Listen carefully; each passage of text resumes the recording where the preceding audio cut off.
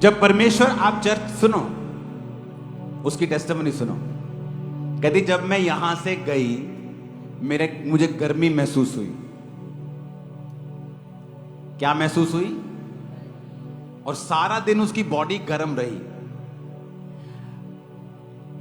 2004 में जब मेरे पास इंटरनेट होता था, ब्रॉडबैंड, सिर्फ BSNL का शायद होता था, तब एक कनेक्ट का शायद होता था। तो उस समय जब मेरे पास इंटरनेट था तो रात को 12 बजे मैं इंटरनेट ऑन करके तो क्रिश्चियन जितने भी मीटिंग्स होती थी उनको देखा करता था। और जब मैं उनको देखता था तो मेरे बॉडी के कुछ पार्ट्स गर्म हो जाते थे। तो मैं बड़ा हैरान होता था कि या तो पूरी बॉडी गर्म हो, बंदे को पता लगे जो जी कंप्यूटर थी आ गई जी हीट थोड़ी जी, है ना। घर भी मेरा इतना बड़ा था कि ये भी नहीं, घर छोटा है, कमरा छोटा है, तो हीट हो गया। लेकिन एक पार्ट बॉडी का हीट में होता तो दूसरा ठंडा होता था। मुझे कभी समझ नहीं आती थी। लेकिन जैसे मैं मसीह में ग्रो हुआ मुझे समझ आई कि पवित्र आत्मा मुझे टच किया करता था और उन हिस्सों में हीलिंग को देता था। और आज जब लोग बोलते हैं कि मुझे गर्मी महसूस हुई, मुझे पूरा मालूम होता है इनको क्या हुआ। चलो ये मान लेते हैं कि वो गर्मी की वजह से थी, या बहुत सारे लोग हैं जी थोड़ा सा तालियां ज्यादा मार ली, हीट हो गई बॉडी। चलो ये समझ लेते हैं, सारे पहलू देख लेते हैं।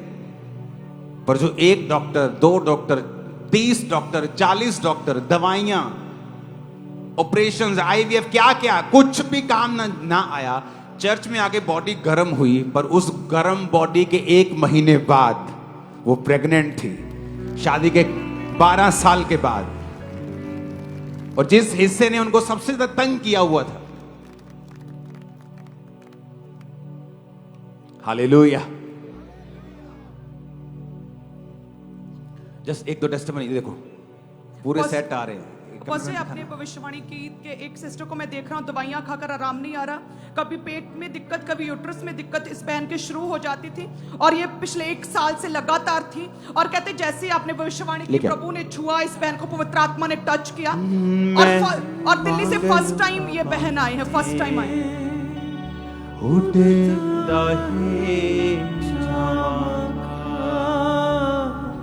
तेरी महिमा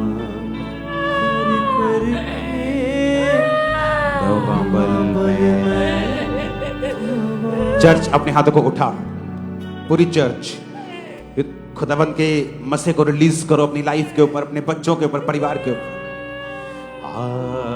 आराधना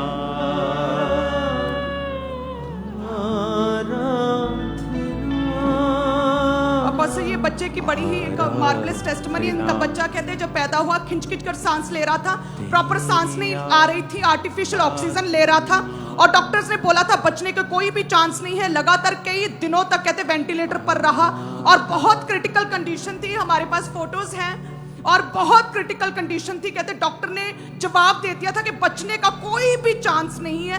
और कहते जैसे ही आपने ऑयल, प्रार्थना किया, ऑयल दिया था और जैसे ही अप्लाई किया, प्रभु ने छुआ और जो आर्टिफिशियल ऑक्सीजन थी जन्म से, उसे उतार के आज चर्च आए हैं और पूरी तरह से बच्चा स्वस्थ और नॉर्मल ब्रीथ ले पा रहा है। वही बेबी है, वही वाला बेबी है। हाँ जी, हाँ जी, भाई। ओह जीसस, हालेलुया, हालेलुया। इसकी टोपी उतारो तो हमें इसकी पर्सनैलिटी खराब की थी दोस्त। तुमको बड़ा होके बोलेगा मुझे चर्च में लेके, कहते मेरी टोपी क्यों नहीं उतारी तुमने, मेरा हेयर स्टाइल दिख रहे थे जरा। ओह जीसस, वो लाइफ देगा तुमको भी। ओह आमीन, ऊंचे वाला चाहिए। सुनो, टेस्टिमनी को 1 सेकंड के लिए स्टॉप करते हैं। ये देखो टेस्टिमनी, बैठ जाओ यहीं पे, अपने हाथों को उठाओ, अपनी बाइबल को उठाओ, सिर्फ 5 मिनट के लिए अपनी बाइबल को उठाओ। अच्छा बाप अपने बेटे के और बेटी के कानों को खोलता है। वो उन्हें मीठे मीठे शब्दों से नहीं, कई बार उनको छड़ी से भी समझाता है। खुदावंत से कहो, खुदावंत तो मेरा अच्छा बाप है, मुझे समझा। अपने घुटनों पे आ जाओ सब लोग।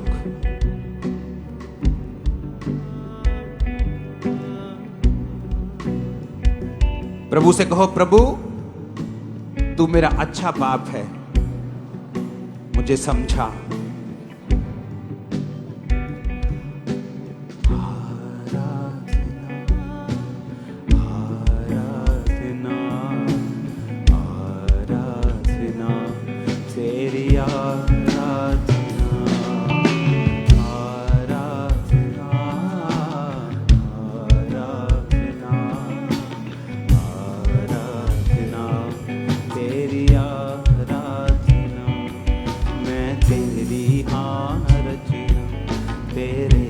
वसदा तेरी उंगली फड़ के तेरे संग चलदा, मैं तेरी रचना तेरे बिच वसदा, तेरी उंगली फड़ के तेरे संग चलदा, मैं तेरी रचना तेरे बिच वसदा,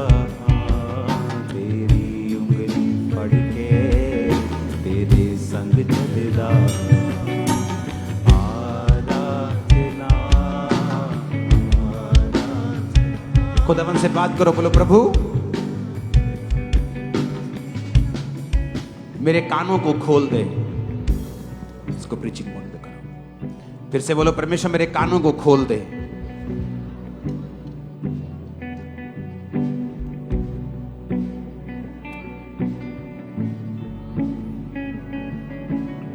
प्रभु यीशु मसीह के सामर्थी नाम में हम मांगते हैं। टेस्टिमनीज खत्म नहीं होंगी, मैं बता रहा हूं, लेकिन कुछ मुझे करना है अभी। आप में से हर एक जन आज ऑयल को रिसीव करके जाएगा और ले हैंड प्रेयर को रिसीव करके जाएगा, और मेरा बिलीव है आज आप प्रभु के द्वारा भेजे और आप ब्लेस होके जा रहे हो। एक चीज को मैं आपके साथ शेयर करूंगा जो वचन परमेश्वर ने मुझे दिया है अभी आपके लिए, और दूसरा वो मैसेज जो मैं आपके लिए खुदावंद की स्पिरिट से लेके आया हूं पहले से। मैं पढ़ूंगा पहला राजाओं, जो कि स्क्रीन पर शायद आपको ना मिले, अगर स्क्रीन वाले जल्दी निकाल सकते हैं तो निकाल दें। आई थिंक अब स्क्रीन के पास एक नया सॉफ्टवेयर आ चुका है, अभी इंस्टॉल हो गया, हो जाएगा शायद, तो वो एकदम से चीजों को निकाल दिया करेगा। पहला राजाओं उसका 1 बाब उसकी 5 आयत में लिखा, तब हगीत का पुत्र ओतनिया अपना सिर ऊंचा करके कहने लगा, मैं राजा बनूंगा। अतः उसने रथ और सवार और अपने आगे आगे दौड़ने को 50 पुरुष रख लिए, और उसके पिता ने जन्म से लेकर उसे कभी यह कहकर उदास न किए था कि तूने ऐसा क्यों किया। वह बहुत रूपवान था और अबशालोम के बाद उसका जन्म हुआ था। पहला राजा 1 उसकी 5 और 6 आयत। आप में से कितने लोग हैं जो रोज की रोटी वचन सुनते हैं? जो नहीं सुनते वो हाथों को उठाओ जरा। बहुत लोग हैं अभी भी। आपको रोज सुनना है, क्योंकि वो लाइव भी होता है और आप लाइव के बाद भी उसे सुन सकते हैं। होता क्या है, जब आप सेवकाई के साथ परमेश्वर के चर्च भवन में जुड़े हुए हैं तो आपको पूरा वचन सुनना पड़ेगा। उससे क्या होगा, आपकी स्पिरिचुअल लाइफ जो है वो कभी भी कमजोर नहीं रहेगी, और वो वचन आपको फीड करता रहेगा। जितने जिम जाते हैं, मैं उनसे क्वेश्चन करना चाहता हूं, क्या आप हफ्ते में 1 दिन जिम जाकर बॉडी बना सकते हैं? आप हफ्ते में 1 दिन खाकर जिंदा रह सकते हैं? हाँ, जिंदा रह सकते हैं, पर क्या हेल्दी रह सकते हैं? नहीं। कभी आप 15 रोटी खा लें एकदम से, फिर 2 दिन कुछ नहीं खाएं, फिर उसके बाद 3-4 दिन बाद फिर 20 रोटी खा लें, आप जिंदा रह सकते हैं, कैलोरी काउंट को पूरा कर सकते हैं, लेकिन हेल्दी नहीं रह सकते। इसलिए बाइबल में लिखा, प्रभु ने कहा मेरी रोज की रोटी मुझे रोज दे। इसलिए आपको रोज वचन सुनना है। रोज की रोटी 1 बजे। बी फ्रूटफुल, जो आपके घरों को बैलेंस करने के लिए वचन आता है। ये 2 वचन आपको, अगर आपने सुन लिए, मैंने आपको बाहर कहा था, उसके बाद रात की प्रेयर अगर आपने अटेंड कर ली, उसके बाद सिर्फ आपको पर्सनल प्रेयर चाहिए, आपके मसले सॉर्ट आउट हो जाएंगे। मसले नहीं रहेंगे लाइफ में। करके देख लो, चैलेंज करता हूं आपको, मसले फिनिश हो जाएंगे। सच कह रहा हूं मैं आपको। अब एक चीज जो मैं आपको वचन से बताऊंगा वो आपके लिए है।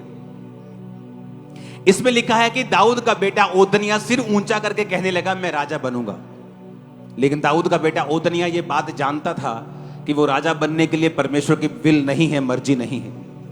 वो शरीर से उठा, शरीर की ताकत के द्वारा, स्किल के द्वारा, अपने टैलेंट के द्वारा वो काम करना चाहता था।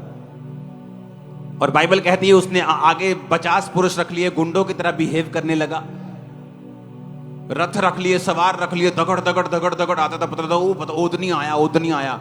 उसने बड़ा एक अपना ऑरा क्रिएट करना चाहा। लेकिन वचन कहता है ना बल से ना शक्ति से, उसकी आत्मा के द्वारा। और बाइबल कहती है उसके पिता ने उसे जन्म से लेकर कभी उदास नहीं किया था।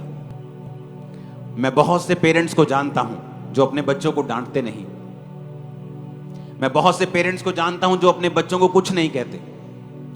दाऊद की जिंदगी में अगर आप देखेंगे तो फाइनेंशियली वो सक्सेसफुल था। क्यों? उसे बोना आता था, उसे जीतना आता था। 66 लड़ाइयां लड़के भी वो हारा नहीं, हमेशा जीता। उसका रीजन ये था कि वो पवित्र आत्मा के सीक्रेट को जानता था कि जब वो पवित्र आत्मा के साथ रहेगा तो हर बार नई लड़ाई में पवित्र आत्मा उसे नई स्ट्रेटजी देता था, इसलिए वो कभी हारता नहीं था।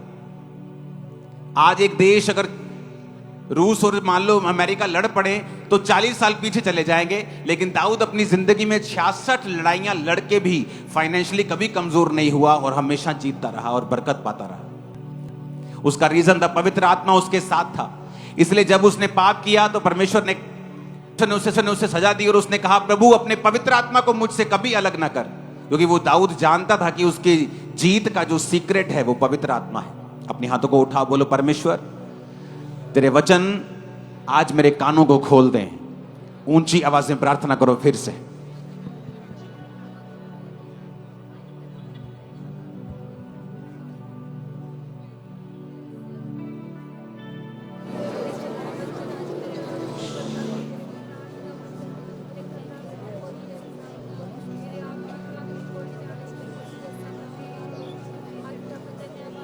आमीन।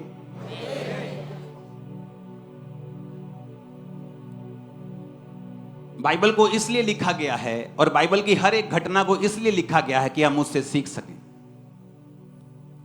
बाइबल में किसी भी पाप को छुपाया नहीं गया। मोआब किससे जन्मा था? लूत की अपनी बेटी से, छुपाया नहीं गया। लेकिन परमेश्वर ने कहा मोआब जो पाप से जन्मा है मेरी हुजूरी में कभी ना आए। और मोआबियों से हमेशा परमेश्वर नफरत करता रहा। हर एक इंसिडेंट को, हर एक घटना को बाइबल में लिखा गया ताकि जब आने वाले समय के करोड़ों खरबों विश्वासी इसे पढ़े तो वो इनसे सीख सकें।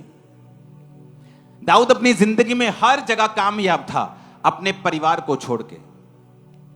उसका परिवार एक बहुत बड़ा मेस था, उसका परिवार एक बहुत बड़ी गड़बड़ था। दाऊद का परिवार एक ब्लेस्ड परिवार नहीं था। उसका रीजन था दाऊद का बैतशेबा के साथ पाप करना, हित्ती उरिया को मरवाना, और उसके बाद परमेश्वर का श्राप उसके परिवार के ऊपर आया कि तूने किसी का परिवार खराब किया है, अब तेरा परिवार भी खराब होगा। तूने किसी के परिवार के ऊपर तलवार चलाई है, आज अब से तेरे परिवार के ऊपर भी तलवार चलाई जाएगी। और बाइबल कहती है दाऊद का बड़ा बेटा अबशालोम उसकी अपनी ही टीम के द्वारा खत्म कर दिया गया, क्योंकि उनकी लड़ाई हुई, आपस में बड़ा युद्ध हुआ। और ओदनिया जो फिर दाऊद का दूसरा बेटा था, चौथा बेटा था, वो फिर कहने लगा अब मैं राजा बनूंगा। और बाइबल कहती है दाऊद की एक नेचर के बारे में कि दाऊद ने बचपन से लेके उसको जवानी तक कभी उदास नहीं किया था। यह रीजन था उसका बेलगाम होने का। आज कुछ माएं बच्चों को कुछ नहीं कहती, नहीं जी बच्चा है, पहले बच्चा है कुछ नहीं कहती, नहीं जी जवान हो गया कुछ कर ना लवे, फिर जवानी में कुछ नहीं कहती, फिर जब बड़ा हो जाता हाथ से निकल जाता फिर वैसे नहीं कुछ कह पाती। पहले अपनी बेटी के पाप को छुपाती रहती, जब पाप सांप सपोला बड़ा होके अजगर बन जाता है और उनको भी निगल लेता है फिर रोती हैं। आपके पास आज पावर है कि आप दूसरे के घर को खराब कर सकते हो, लेकिन वेट करो आपका भी समय फिर आएगा। आज आपके पास पावर है, आप किसी के पास चोरी कर सकते हो, इंतजार करो तुम्हारा भी समय आएगा जब तुम्हारी चीजें भी चुराई जाएंगी और तुम रोओगे कि हो ये क्यों हो गया, ये कैसे हो गया, क्योंकि तुमने भी चुराया था जब तुम किसी ड्यूटी पर थे। तो जब चुराते हैं तो तब आवाज नहीं आती, लेकिन जब न्याय होने वाला होता है, जब न्याय होता है, तब मालूम होता है कि मेरे साथ वो सब कुछ हो रहा है जो मैंने बोया था। वही वही मेरे परिवार के साथ हो रहा है जो मैंने दूसरे के साथ किया। वही वही मेरे साथ हो रहा है जो मैंने अपने बॉस के साथ किया। इसलिए बाइबल कहती है, दिया करो तो तुम्हें भी दिया जाएगा। जो कुछ तुम बोओगे वो तो कुछ तुम काटोगे। तुम ज्यादा बोओगे ज्यादा काटोगे। अब तुम देखो तुमने ज्यादा कांटे बोने हैं या ज्यादा फल बोने हैं या ज्यादा गेहूं बोना है, वो तुम देखो तुमने क्या बोना है। आपको ये नहीं मालूम आपके बच्चों के दोस्त कौन हैं। आप एक अच्छे पेरेंट्स नहीं हैं। आपको नहीं पता आपके बच्चों के दोस्त कौन हैं। आप एक अच्छे माता पिता नहीं। आपको नहीं पता आपके बेटी की सहेली कौन है, वो किस परिवार से है, वो क्या करते हैं, वो कैसे बात करती है, क्या उसका चरित्र है। आप एक अच्छी मां नहीं हैं। आपके बच्चे जिन जिन के भी कांटेक्ट में आते हैं, आप उन सबके साथ आपका कांटेक्ट होना चाहिए। वो चाहे छोटे बच्चे हों चाहे बड़े बच्चे हों, चाहे गरीब हों चाहे अमीर हों, कोई फर्क नहीं पड़ता। किसी भी जात के हों कोई फर्क नहीं पड़ता, किसी भी रंग के हों कोई फर्क नहीं पड़ता। लेकिन उनका स्वभाव क्या है, उनके माता पिता का स्वभाव क्या है, वो किस स्वभाव से जीते हैं, यह फर्क पड़ता है। दाऊद ने अपने बच्चों का ध्यान नहीं दिया, कुछ नहीं कहा उनको, और यही कारण था कि फिर ओदनिया मारा गया। क्यों? क्योंकि जब वो खड़ा हुआ तो परमेश्वर की इच्छा सुलेमान को राजा बनाने की थी, तो परमेश्वर ने सुलेमान को राजा बनाया। जब सुलेमान राजा बना तो ओदनिया को मरना पड़ा आने वाले कुछ हफ्तों के अंदर अंदर, क्योंकि वो परमेश्वर का प्लान नहीं था। लेकिन ओदनिया अपने शरीर से, अपनी ताकत से, कोई भी बच्चा फैमिली में बड़ा काम नहीं कर सकता। 50 लोग रख लो, रथ सवार रख लो, लेकिन छोटी छोटी गलतियां उसने की और बाप ने कुछ नहीं कहा। बंदे का, बच्चे का हियाव बढ़ता है। मैंने ये गलत काम किया, मेरी मम्मी ने कुछ नहीं कहा। मैंने ये गलत काम किया, मेरे बाप ने कुछ नहीं कहा। फिर थोड़ा और गलत काम, एक पैग लगा के आया, मां कहती चलो छट्टो, चलो छट्टो, छट्टो चलो, कोई गल नहीं। बच्चा कहता अच्छा, एक पैग में कुछ नहीं कहा, फिर अगली बार 2 पैग लगा के आता। जब बेटी बोलती नहीं नहीं मम्मी मेरे दोस्त है, बस कल्ला दोस्त ही है, चल कोई गल नहीं। फिर धीरे धीरे वो दोस्त कुछ और हो जाता है, फिर कुछ और हो जाता है। जो सांप उत्पत्ति में सांप था, प्रकाशित वाक्य में अजगर बन चुका है। जब आप अपने बच्चों की छोटी कमियों को दूर नहीं करते, चाहे वो छोटा सा झूठ हो, आपका बच्चा चाहे डर में बोल रहा है या अनजाने में बोल रहा है या उसे सच झूठ के बारे में पता नहीं है, उसे समझाओ। क्योंकि आज छोटा झूठ कल का बड़ा ब्लंडर बन जाएगा और आपको मालूम भी नहीं होगा। आज की छोटी गंदी आदत कल की बड़े कैसे बदल जाएगी आपको मालूम भी नहीं होगा। आज की छोटी छोटी गालियां कल के कैसे कलेश में बदल जाएंगी आपको मालूम भी नहीं होगा। दाऊद के अंदर यह बुरी आदत थी, इसलिए दाऊद का परिवार एक ब्लेस्ड परिवार नहीं था। उसमें लड़ाइयां थी, झगड़े थे, कारण पाप भी था और कारण यह भी था कि दाऊद अपने बच्चों को डांटता नहीं था। अब्राहम को परमेश्वर कहता है ये मेरा दोस्त है, अब्राहम मेरा दोस्त है। पता है क्यों? परमेश्वर कहता है इसलिए ये मेरा दोस्त है क्योंकि मैं जानता हूं कि अब्राहम अपने बाद अपने परिवार को भी मुझ में चलने की आज्ञा देगा। कैसे? जो मर गया वो कैसे आज्ञा दे सकता है? कोई दे सकता है मरने के बाद आज्ञा, लेकिन अगर आपकी विल होती है ना, वसीयत, कि इसहाक के नाम अब्राहम की वसीयत, जब जब इसहाक परमेश्वर में चलेगा और चलता रहेगा, मेरी संपत्ति का हकदार होगा। जिस दिन ये यहोवा को छोड़ देगा, इसको भूखे नंगे कोई निकाल देना घर से। वो इतना सख्त था। उसने छोटे होते से इसहाक को चलाया था। जब इसहाक जवान हुआ तो उसका बाप नहीं भेजता था, वो अपने आप मैदान में ध्यान करने के लिए परमेश्वर के वचन का जाता था। इसलिए वो आशीषित था। उसे अपने युद्ध जीतने आते थे। सरकारों से भी अमीर था, गवर्नमेंट से भी अमीर था, राजाओं से अमीर था। राजा लोग उससे जेलसी करते थे क्योंकि उसने अपने बाप से सीखा था। अपने परिवार की ओर ध्यान दें। जिनके बच्चे हैं वो ध्यान दें। वो बच्चे आपके अपने नहीं, मैं आपको बता रहा हूं। वो एक ऐसी सोल्स हैं, एक ऐसी आत्माएं हैं जो खास तौर पे परमेश्वर ने आपको दी हैं पालने के लिए, उनको तैयार करने के लिए। जिस तरह आत्मिक बच्चे परमेश्वर ने दिए हैं, आपको वो भी बच्चे परमेश्वर ने दिए हैं, ताकि आप जो आपके अंदर है उनमें डाल सके, ताकि जो आप कर रहे हैं कल को वो कर सके। लेकिन अगर शैतान आप सोए रहे और आपके अंदर जो है आप ना डाल सके, तो कोई तो डाल ही देगा उनके अंदर। जमीन खाली तो रहेगी नहीं, या तो गेहूं उगाएगी या फिर भांग या ऊंट कटारे उगाएगी। अब आप देख लो क्या उगाना है। अब कुछ तो उगेगा। अगर आप अपने बच्चों में अच्छी चीजें नहीं डाल रहे हो तो शैतान गलत तो डालेगा, कुछ तो अंदर जाएगा, या गलत जाएगा या सही जाएगा। ऐसा नहीं हो सकता कि जमीन खाली हो, ना बच्चा सही या ना गलत, ऐसा नहीं हो सकता। या तो वो सही की तैयारी कर रहा है या गलत की तैयारी कर रहा है। अपने घरों में समय दें, अपने बच्चों परिवार को, बैठें, बात करें, उनके दोस्तों को, उनकी सहेलियों को देखें कौन है वो, किस तरह से वो बात करते हैं, जांचें और परखें, प्यार के साथ अपने बच्चों को मोल्ड करें, वहां लगाएं जहां वो कल जाना चाहते हैं। आपके जीवन की कमियां हैं, आप शराब पीते हैं, नशा करते हैं, छोड़ दें। बच्चों के सामने वो चीजें मत करें, वही चीजें करें जो आप चाहते हैं आपके बच्चे आपको फॉलो करें। आप ब्लेस्ड हैं यीशु मसीह के नाम में। अब मैं आता हूं आज के वचन के ऊपर। आप नोटिस करेंगे नीति वचन 23 उसकी 7 आयत, मती 12 उसकी 34 आयत, निर्गमन 19 उसकी 5 आयत, यूहन्ना 20 उसकी 21 आयत, पहला पत्रस 2 उसकी 9 आयत। मैं फिर से बोलूंगा, आप नोट करेंगे। नीति वचन 23 उसकी 7 आयत, मती 12 उसकी 34 आयत, 19:5 निर्गमन की 19 उसकी 5 आयत, यूहन्ना 20 उसकी 21 आयत, पहला पत्रस 2 उसकी 9 आयत। मैं पढ़ूंगा नीति वचन 23 उसकी 7 आयत को।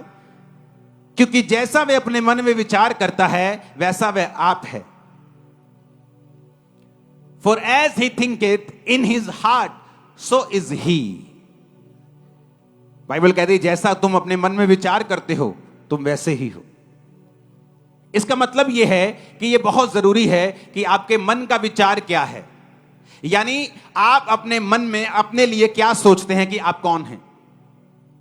मेरी लाइफ की सबसे बड़ी प्रॉब्लम 2004 और 5 में यह थी कि मैं ये मानने के लिए तैयार नहीं था अपने अंदर कि मैं परमेश्वर का सेवक बन सकता हूं। जबरदस्ती ले हैंड करवाते थे टीम कि चलो ले हैंड करो, प्रेयर करो, लेकिन मुझे विश्वास नहीं था कि मैं एक सेवक हूं। तो मुझे बार बार बताया जाता था कि तू परमेश्वर का सेवक है, तू प्रभु का सेवक है, लेकिन मेरी लाइफ की कंडीशंस ऐसी थी कि मेरे मन में ये फेथ नहीं था। और जब तक आप पूरी तरह से विश्वास में नहीं भरते, आपकी लाइफ की बहुत सारी मुसीबतें आपको छोड़ के नहीं जाती। तो मुझे विश्वास दिलाया गया और मुझे बोला गया कि तुझे शीशे के सामने खड़ा होना पड़ेगा और रोज अंगीकार करना पड़ेगा कि तू प्रभु का महान दास है, तू प्रभु का सामर्थी दास। इस तरह से मैं बोला करता, मेरे मन में 1% भी विश्वास नहीं था कि जो मैं बोल रहा हूं ऐसा है भी कि नहीं भी। लेकिन कई बार जब आप बोलते हैं, वचन को पढ़ते हैं और आप वचन को अपने अंदर समाने देते हैं, तो क्या होता है। पहला पत्रस 2 उसकी 9 में लिखा है, परंतु तुम एक चुना हुआ वंश हो, राजपदधारी हो, याजकों का समाज हो, पवित्र हो, निज प्रजा हो। प्रभु ने तुम्हें अंधकार में से अपनी अद्भुत ज्योति में बुलाया है, उसके गुण प्रकट करो। निर्गमन 19:5 में लिखा, इसलिए यदि तुम निश्चय मेरी मानोगे, मेरी वाचा का पालन करोगे, तो सब लोगों में से तुम मेरा निज धन ठहरोगे। तब मुझे वचन समझ आया। वचन में यह लिखा था कि मुझे अपने आप को वैसा देखना पड़ेगा जैसा वचन कहता है, नहीं तो मैं वो नहीं बन पाऊंगा जो वचन मुझे बनाना चाहता है। क्योंकि हर एक लाइफ में परमेश्वर की बड़ी योजना है। हो सकता है आप एक आम परिवार से हो, आपकी लाइफ बड़ी नॉर्मल हो, बड़ी गरीबी में हो, बड़े छोटे कुल से, परिवार से, कहीं से भी आप आए हो। आपको लगता है जो वचन में लिखा हुआ है कि परमेश्वर कहता है, जमीन आसमान का मालिक, कि तुम मेरे निज धन हो, तुम चुना हुआ वंश हो, तुम लोगों में से अलग कर दिए गए हो, तुम याजकों का समाज हो, तुम राजा हो, तुम याजक हो, तुम लोग पवित्र हो, मैंने तुम्हें चुन लिया है। इतनी बड़ी बड़ी बातें जब बाइबल कहती, तो कई बार जब लाइफ की सिचुएशन को देखा जाता है तो वो रियलिटी नहीं लगता। लेकिन अगर हमें रियलिटी पैदा करनी है, सच्चाई पैदा करनी है, आशीष पैदा करनी है, बड़ी बरकत अपनी जिंदगी में से पैदा करनी है, हमें सहमत होना पड़ेगा वचन के साथ जो वचन कहता है। इसलिए बाइबल में लिखा है, जैसा तू अपने मन में विचार करता है वैसा ही तू है। फिर एक बदलाव का समय आया। वो बदलाव का समय था जब मुझे पता लग गया कि खुदावंद ने मुझे चुना है, एक बड़े काम के लिए चुना है। मेरे शब्द चेंज हुए। अगर किसी विश्वासी में बदलाव आप देखते हो तो उससे पहले का स्टेप यह है कि उसके शब्द चेंज होना शुरू हो जाते हैं। फिर वो अपनी बीमारी के बारे में बात नहीं करता, वो ये बारे में बात करता है कि जीसस क्राइस्ट सब कुछ कर सकते हैं, उसके कोड़े खाने से मैं चंगा हो चुका हूं, चंगी हो चुकी। वो अपने संघर्ष के बारे में बात नहीं करता, वो वचन के बारे में बात करता है, विश्वास के बारे में बात करता है। हालेलुया। कोई आपसे पूछ सकता है, हो तेरे माथे पे तो अभी भी वो तेरा तू ठीक नहीं हुआ। आप उसे बता सकते हो, इस संडे चर्च में बहुत बड़ी बड़ी गवाहियां थी। आज प्रभु ने बड़े बड़े लोगों को चंगा किया, बड़े बड़े सालों के बाद लोग व्हील चेयर से उठे, बहुत बहुत सालों के बाद लोगों ने अपने बेबीज को पाया। उसके कोड़े खाने से मैं चंगा हो चुका हूं, ये तो कुछ भी नहीं, ठीक हो जाएगा, अभी देखना तुम ठीक हो जाएगा। वो नहीं रहेगा, क्योंकि आपको जवाब देना आ चुका है। जैसा तू अपने मन में सोचता है तू है, वैसा ही तू बन जाएगा। लेकिन आप अपने मन में क्या सोचते हैं, ये कभी नहीं हो सकता, ये चीज कभी नहीं हो सकती, ये बरकत मैं कभी नहीं पा सकता, मेरा वीजा कभी नहीं आ सकता, मैं फाइनेंशियली स्टेबल कभी नहीं हो सकता। इसीलिए कहता हूं वचन पढ़ो, रोज की रोटी सुनो, बी फ्रूटफुल सुनो, रोज वचन सुनो, संडे थर्सडे वचन सुनो। वचन सुनते जाओगे, तुम्हें समझ आती जाएगी। जब समझ आती जाएगी तुम वैसा बोलते जाओगे, जैसा बोलते जाओगे फिर वैसा होता जाएगा। आमीन बोलो जोर से। कलीसिया क्यों आशीषित होती है? दो तरह से। जब कलीसिया वचन को सुनती है, वचन को मानने लगती है, वचन पर विश्वास करने लगती है और वचन को बोलने लगती है, वचन का प्रचार करने लगती है, फिर वो नहीं बोलती जो उसकी सिचुएशन है, जो धरती पे हो रहा है, जो उसकी लाइफ में घट रहा है, फिर वो बोलती है जो वचन में लिखा हुआ है। और धीरे धीरे आपको वही रिजल्ट मिलने लगते हैं जो वचन में लिखे हुए हैं। और दूसरा हिस्सा कलीसिया कैसे आशीषित होती है? कलीसिया आशीषित होती है जब वो एक जीवित चर्च में चली जाती है। आप जीवित चर्च में रोपे जाते हैं, आप लगाए जाते हैं, उसके बाद आप जीवित चर्च के दर्शन को सुनते हैं। पौलुस ने कहा, जितने लोग मेरे दर्शन के साथ जिन्होंने बोया है, प्रार्थनाएं की हैं, परमेश्वर तुम्हारी घटियों को पूरा करेगा। उसने सब लोगों को नहीं कहा। आज सारे क्रिश्चियन उठ के इस वचन को क्लेम नहीं कर सकते कि परमेश्वर मेरी हर घटी को महिमा सहित मसीह यीशु में पूरा करेगा। नहीं करेगा। वो उन लोगों के लिए वचन है जिन्होंने अपने जीवन को गॉस्पल के लिए, सुसमाचार के लिए लगाया है, अपने पैसों को, बीजों को बोया है, प्रार्थनाएं की हैं, दीन दुखियों के लिए प्रार्थनाएं की हैं, उनकी हेल्प की है, पास्टर्स के लिए प्रार्थनाएं की हैं। हालेलुया। आप कैसे ब्लेस होते हैं? जब आप वचन सुनते हैं, मानते हैं, और दूसरा जो दर्शन परमेश्वर ने जिस कलीसिया में आपको भेजा है, आप उस दर्शन में शामिल हो जाते हैं, आप इस विजन में शामिल हो जाते हैं कि हम भी आपके विजन में, यीशु समाचार फैलाने के विजन में हम भी शामिल हैं। तो कलीसिया आशीषित होना शुरू होती है और उसकी लाइफ के अपने मसले जो हैं वो खत्म होना शुरू होते हैं। ऊंची आवाज में हालेलुया बोलो। और इसलिए बाइबल कहती, पौलुस उनको कहता था कि तुम्हारी हर घटी को वो इज्जत के साथ पूरा करेगा। क्यों? क्योंकि तुमने मेरे दर्शन में मेरा साथ दिया है। आज कलीसिया इसलिए आशीषित नहीं होती कि वो आकर सिर्फ प्रेयर अटेंड करे, वो इसलिए भी आशीषित होती है कि जब परमेश्वर उस दर्शन को जो परमेश्वर ने अपने दास को दिया है उसको पूरा करने के लिए वो प्रेयर्स करती है। आने वाले हफ्तों में, ये मार्च महीना, अप्रैल महीना, मई महीना, जब इंडिया में इलेक्शन हो रहे होंगे तो शैतान चर्चिस को टारगेट करने की कोशिश करेगा। और जब आपको पहले से बताया जा रहा है, ये बात इसलिए नहीं बताई जा रही कि आप अब चुगलियां करें, अच्छा इतना होना, आपको इसलिए बताई जा रही है कि आप इसके लिए क्या करें? प्रेयर करें कि ऐसा ना हो, ऐसा ना हो, शैतान शर्मिंदा हो, उसकी योजनाएं नाश हो, उसकी प्लानिंग्स नाश हो। आप फास्टिंग करेंगे, आप प्रेयर करेंगे, और जब प्रभु देखता है आपको कि मैंने परमेश्वर के दास को एक दर्शन दिया, उसने लोगों को बताया, लोगों ने सुना, रिस्पॉन्स किया, कुछ ने रोजे रखे, किसी ने प्रेयर शुरू की, कोई रात को कर रहा है, कोई दोपहर को कर रहा है। और जब परमेश्वर आपको देखता है कि आप किंगडम में एक वैल्यूएबल एसेट बनते जा रहे हैं, कि आप उसके राज्य में काम आ रहे हैं, उसके वो आपका ध्यान रखता है, वो आपकी प्रेयर को भी सुनता है।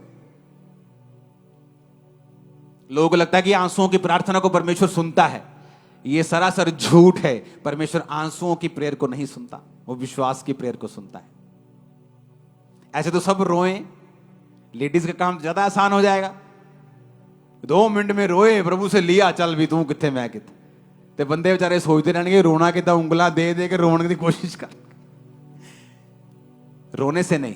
जब बाइबल का वचन कहता है हिजकिय्याह नबी को परमेश्वर ने कहा मैंने तेरी प्रार्थना सुनी और तेरे आंसू, वो आंसुओं की बात नहीं कर रहा जो आप समझ रहे हैं, इमोशनल आंसू।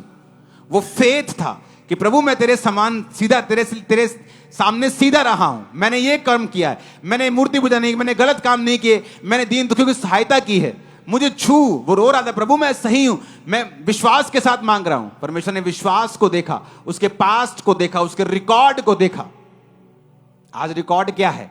कितनी सिगरेट पी है, कितनी चेनी केनी खाई है, कितने पैग लगाए हैं, कितनी ठगी की है।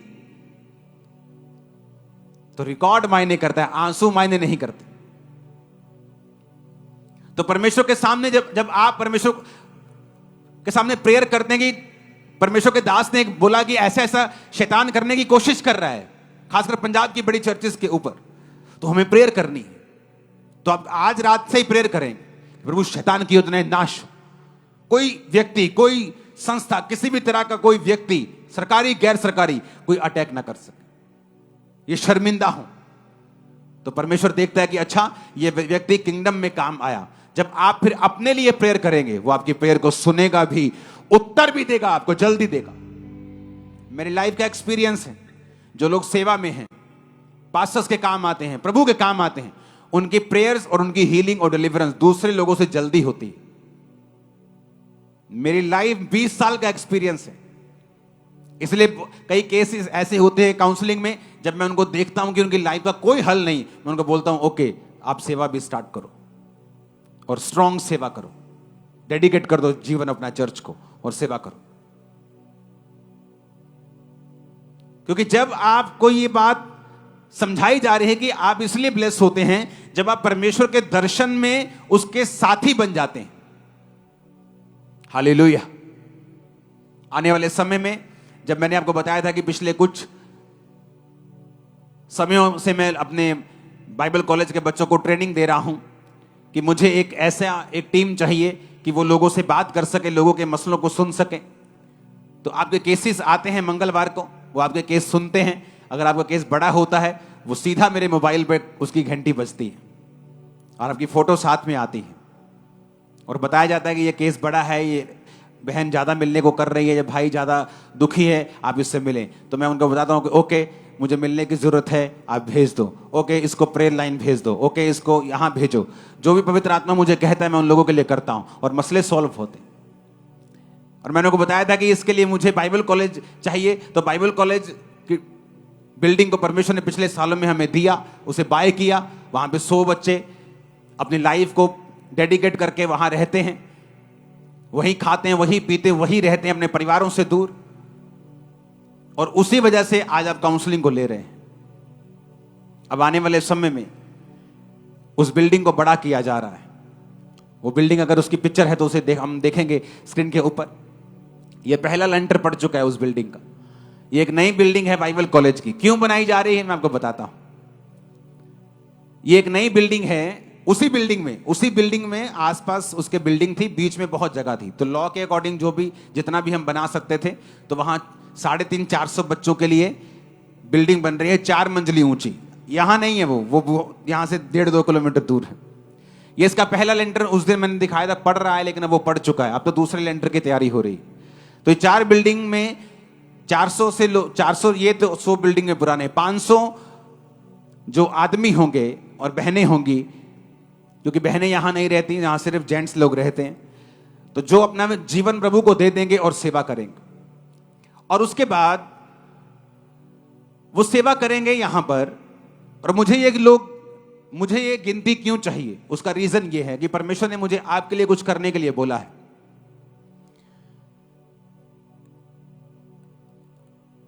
ये गिनती मुझे 400 से 500 लोगों की चाहिए। और इसलिए मैंने ये बिल्डिंग बनते को भी 3-4 महीने में, लेकिन मैंने आपके साथ कभी शेयर नहीं किया। मैं चाहता कि बन जाए एक बार, उसके बाद मैं शेयर करूंगा। अब अगर चर्च में आपको इमरजेंसी तकलीफ है, आप प्रेयर माउंटेन पे जस्ट अपनी इमरजेंसी प्रेयर लाइन को भेजते हैं 2 घंटे में उस पर ले हैंड होता है, और हर 2 घंटे बाद ले हैंड होता है, और लगातार होता है 7 दिन। आप क्रिसमस की प्रेयर में यहां पर भांगड़ा डाल रहे होंगे और तब भी वहां पे कोई आपके ऊपर ले हैंड कर रहा होता है। क्या ये ब्लेसिंग नहीं? हॉस्पिटल प्रेयर लाइन में हजारों टेस्टिमनी रोज आती है हमारे पास। क्या ये ब्लेसिंग नहीं? आपके पास 24 आवर के लिए आपके पास कॉल सेंटर है। आप जब भी दिल करता है आप फोन करते हैं, आप प्रेयर करवाते हैं। क्या ये ब्लेसिंग नहीं? अब आपके पास काउंसलिंग टीम है, जो आप आते हैं, आप उसका अपना मसला बताते हैं, वो मेरे पास लेके आते हैं, तो मैं उनको बोलता हूं कि इस तरह से इसको डन करना है, इस तरह करना है, ओके। अब एक 4th चीज चर्च में ऐड होगी। अब जो बच्चे आएंगे, जब ये बिल्डिंग 6-7 महीने में कंप्लीट हो जाएगी, और यहां पर पहले वो उनको भर्ती किया जाएगा जो पूरी तरह से अपनी लाइफ को डेडिकेट करके सेवा में देना चाहते हैं, जो किसी मशहूरी के लिए सेवा में नहीं आना चाहते, कि बड़ी गाड़ी लेनी है सेवा में नहीं आना चाहते, जस्ट खुदा की सेवा चाहते हैं। वो भर्ती किए जाएंगे, और उसके बाद उनको मैं ट्रेन करूंगा, और उसके बाद वो आपके घरों में विजिट करने के लिए आएंगे। हर एक व्यक्ति के घर पे, हर एक मेंबर के घर के ऊपर आपको सॉफ्टवेयर के साथ जोड़ा जाएगा। कई बार वो आपके घरों पे आएंगे, और कई बार वो आपको वीडियो कॉल करेंगे, और वीडियो कॉल पे पूरा परिवार आपसे उनसे बात होगी। जब उनको इंस्ट्रक्शन दी जाएगी कि अब वीडियो कॉल नहीं करनी है, अब आपके घरों में जाया जाएगा। तो जिन लोगों का डाटा होगा, जिन लोगों का कार्ड होगा, मेंबरशिप कार्ड होगा, वो सॉफ्टवेयर में होंगे, तो वो बांट दिए जाएंगे कि एक चरवाहे को, एक शेफर्ड को 1000 परिवार दिए जाते हैं या 500 परिवार दिए जाते हैं। तो वो 500 परिवारों की जिम्मेवारी को उठाएगा, आपके घरों में जाएगा, प्रेयर करेगा, आपसे बात करेगा, आपके बच्चों से बात करेगा, कौन चर्च आ रहा है, कौन चर्च नहीं आ रहा, कितनी प्रेयर आप करते हो, फास्टिंग करते हो कि नहीं करते, बाइबल पढ़ते हो कि नहीं करते हो। इंडिविजुअल आपके घरों में भी वो काउंसलिंग करेगा। और जब आपको उनको लगेगा कि आपकी फैमिली को मुझसे मिलाना जरूरी है, फिर वो आपको चर्च में लेके आएगा, और संडे मीटिंग के बाद और थर्सडे मीटिंग के बाद वो आपको मुझसे मिलाएगा। तो इसलिए मैंने कहा था कि ये बिल्डिंग हमें चाहिए, और जब ये बिल्डिंग बनेगी, जब शेफर्ड्स होंगे, चरवाहे होंगे, तो वो मेरी जगह पे जैसे मैं जाता था, अब वो आपके घरों में जाएंगे, आपसे बात करेंगे। जो मंगलवार हम काउंसलिंग करते हैं, आने वाले दिनों में उसे रोज किया जाएगा, एवरी डे। आप लोगों को जस्ट बता सकते हो, एनी टाइम चर्च में चले जाओ, वहां कोई ना कोई मिल जाएगा। आपको प्रेयर लाइन का मसला है कि समझ नहीं आ रहा, प्रेयर लाइन में रजिस्ट्रेशन कैसे करनी है, ये समझ नहीं आ रहा, जस्ट उन्हें भेज दो, ऑयल चाहिए भेज दो। तो ये आने वाले समय में परमेश्वर का प्लान है। आपको प्रेयर करनी है, इस बिल्डिंग के लिए बीजों को बोना है, प्रेयर पहले नंबर पे रखनी है, क्योंकि वो बहुत नीड है उस प्रेयर की अगले 3 महीने। और जो लोग इस दर्शन में परमेश्वर का साथ देंगे, प्रार्थनाओं में, बीजों में, मैं आपको बता रहा हूं, शैतान देख रहा है और सुन भी रहा है, और वो गुस्से में है, और उसके गुस्से की ऐसी की तैसी, वो शर्मिंदा इतना होगा कभी नहीं हुआ होगा। Hallelujah, hallelujah. जब लाइफ में गोलियत आपके सामने हो तो भागना उपाय नहीं है, इसलिए दाऊद गोलियत की और भागा और एक फेंक के मारा उसके माथे पे। जितने बड़े से बड़े शैतान आपको दिख रहे हैं ना, एक वट्टे की मार है ये, एक वचन की मार है। धरती पर गिर जाएंगे धड़ समेत, धड़ाम करके आवाज आएगी, गला धड़ से बाहर होगा। आमीन। ऊंचे वाला खड़कने वाला चाहिए। Hallelujah, hallelujah. अब इन बातों के लिए आपको प्रार्थना करनी है, आपको यह समझ रखनी है कि चर्च में जो चीजों को, जो प्रोजेक्ट्स को चलाया जा रहा है, उनके पीछे एक बड़ा मकसद, क्योंकि जब 500 पास्टर्स चर्च में तैयार होंगे हर साल, आप इमेजिन कर सकते हैं कि हर साल कुछ लोग यहां सेवा करेंगे, कुछ लोग अपनी सेवकाई को करेंगे, कुछ लोग किस तरह से सेवा करेंगे।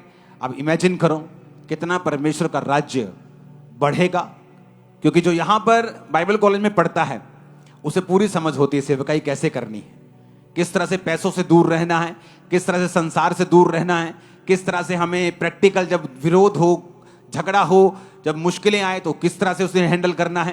क्योंकि बच्चे बाइबल कॉलेज पढ़ तो लेते हैं, थ्योरी तो पढ़ लेते हैं, लेकिन प्रैक्टिकल में बिल्कुल जीरो होते हैं। और जब दुनिया में जाके उन्हें प्रैक्टिकल चीजों का सामना करना पड़ता है, वो फेस नहीं कर पाते, और फिर इधर उधर और इनडायरेक्ट, और कहीं से इनडायरेक्ट सेवा करते हैं, कहीं जुड़ जाते हैं, और वो पूरी तरह से इस तरह की इफेक्टिव सेवकाई को नहीं कर पाते। लेकिन जब आप सेवकाई के अंडर रहते हैं, आप सब कुछ सीखते हैं, समझते हैं, आपकी ड्यूटीज लगती हैं, अलग अलग डिपार्टमेंट में आप समझते हैं किस तरह से परमेश्वर का काम चलता है, आप कभी भी सेम नहीं रहते। हालेलुया, ऊंची आवाज में हालेलुया बोलो। तो ये चीजों का आपने ध्यान रखना है, और मेरा बिलीव है आप सेम नहीं होगा। मैं रियल कह रहा हूं, पूरी रीति के साथ बदलाव आपकी लाइफ में होगा। एक बहुत बड़ी कटनी, बहुत बड़ी फसल की खेप चर्च में खुदावंद भेजने वाला है। बहुत बड़ी, बहुत बड़ी, इतनी बड़ी आप इमेजिन नहीं कर सकते। जिनके कार्ड मेंबरशिप नहीं बने वो बनवा लो, क्योंकि जब ये प्रोसेस शुरू होगा तो आप चाहे 20 साल से आ रहे हैं, लेकिन अगर बस कार्ड नहीं है तो कभी नहीं आप समझ पाएंगे कि आप चर्च के मेंबर नहीं हैं। अगर आपके पास मेंबरशिप कार्ड, और उसमें पैसे नहीं लगते, वो फ्री है आपके लिए। हमारे लगते हैं, आपका फ्री है। लोगों को फ्री चीजें बहुत पसंद है, तो कभी बोने की तरफ ध्यान भी देना है, सिर्फ फ्री फ्री नहीं लेना है। हालेलुया, क्योंकि कोई बो रहा है तो आपके लिए फ्री है। मेरा तो ये मानना है कि परमेश्वर के घर से मैं कोई भी चीज फ्री में नहीं लेके जाता था, लेकिन उन्हें पास्टर को नहीं बताता था, लेकिन मुझे मालूम होता था कि मैं क्या लेके जा रहा हूं, क्या खा के जा रहा हूं, मुझे बो के जाना है। प्रभु के घर से मैं हमेशा जाऊं तो कुछ देकर जाऊं, ताकि मैं बरकत पाऊं। ये सेंस जो स्पिरिचुअल होती है आपको ब्लेस रखती है। हालेलुया। अपने हाथों को उठाओ। 2 हफ्ते बाद ऑस्ट्रेलिया में क्रूसेड, अपने हाथों को उठाओ। इन गर्मियों में आपको प्रेयर्स करनी है, चर्चिस के लिए, इस सेवकाई के लिए, मेरे लिए, मेरे परिवार के लिए। फास्टिंग प्रेयर्स, जब तक इलेक्शन कंप्लीट नहीं हो जाता। अपने हाथों को उठा लो, थैंक यू जीसस बोलते हुए। खुदाबंद का आत्मा क्रूसेड पे कार्य करे, हजारों लाखों लोग बचाए जाएं खुदाबंद गॉस्पेल क्रूसेड्स के द्वारा। और ऑस्ट्रेलिया में भी खुदाबंद उन सैकड़ों लोगों को तेरा आत्मा छुए जो उस क्रूसेड पे आए, हील हो, डिलीवर हो, बरकत को पाए in the name of Jesus. Flights को, सब चीजों को, साउंड को, पूरी टीम को तेरे हाथों में सौंप, तेरे लोगों में छुपा दे। अंधकार की शक्तियां कार्य न कर सके, यीशु मसीह नासरी के नाम। आमीन। हो चाहे बरकत आपकी है चर्च। अपने हाथों को उठाओ, थैंक यू जीसस। एक मसीह को मैं देख रहा हूं,